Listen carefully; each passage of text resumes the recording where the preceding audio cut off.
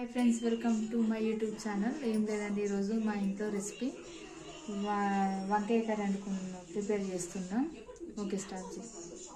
ఇంకా వాటికి కావాల్సిన పరికరాలు ఇంకో టమాటో, పచ్చిమిర్చి, ఆనియన్స్, వంకాయలు కట్ చేసుకుందాం.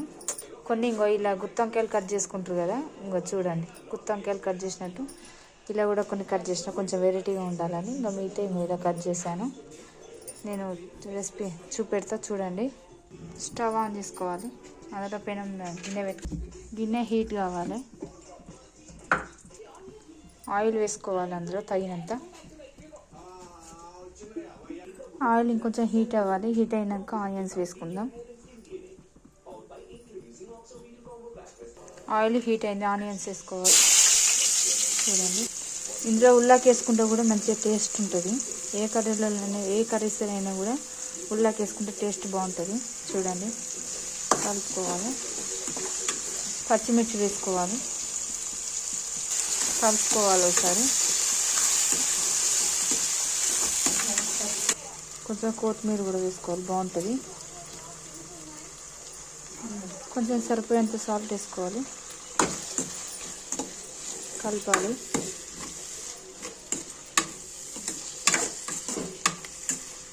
ఆయిల్లో పచ్చిమిర్చి, ఆనియన్స్ కొంచెం ఉడకాలి. సో మనం మూత పెట్టుకొని సిమ్లో పెట్టేసుకుందాం. ఇవి మా చెట్లకు కాసిన వంకాయలు ఫ్రెండ్స్. మా ఇంటికాడ మా మమ్మీ పెట్టేసింది. సో దానికి కాసిన వంకాయలు అన్నట్టు ఇవి. సో అందుకని కర్రీ బాగుంటుందని తెంపి వండుకుంటున్నాం ఫ్రెండ్స్. ఇది చూడండి ఎంత లేతగా ఉన్నాయో మంచిగా వంకాయలు. ఇంకా ముందుగా మమ్మీ తింపింది. ఉడుపుకుందాం తీసి. చూడండి,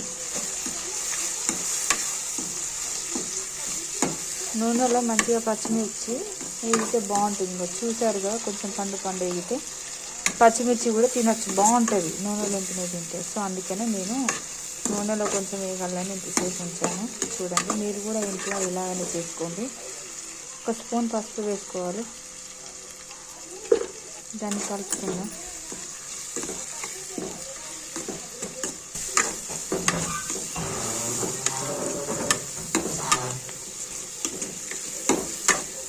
వంకాయలు వేసుకుందాం ప్లస్ ఇందులో.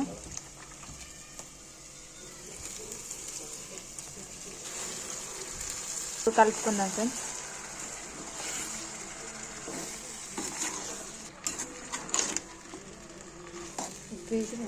పసుపు మంచిగా కలిసేటట్టు కలుపుకోవాలి ఫ్రెండ్స్. చూడండి, ఉడకాలి కదా, మనం మూత పెట్టేసుకుందాం. సిమ్లో పెట్టేసుకుంటూ ఉడుకుద్ది. చూడండి, ఇప్పుడు చూసుకుందాం. ఇప్పుడే ఉడుకుతుంది. చూడండి, కొన్ని వాటర్ పోసుకుందాం. కొన్ని అన్నట్టు చిన్న గ్లాస్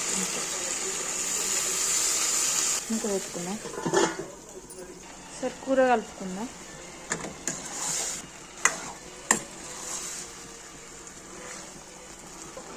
ఉడకాలి ఫ్రెండ్స్. కొంచెం మీడియంలో పెట్టుకుందాం స్టవ్.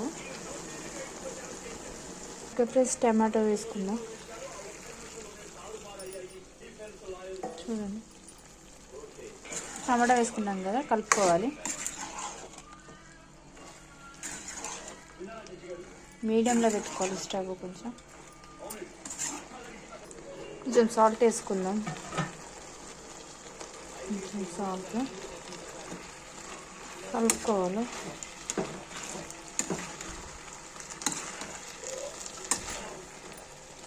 కర్రీ అయ్యే వరకు ఇంకొంచెం టైం పడుతుంది. సో మనం అందుకు స్టవ్ మీడియంలో పెట్టుకుంటే. వంకాయ కర్రీ ఉన్నోళ్ళు కామెంట్ బాక్స్లో కామెంట్ చేయండి.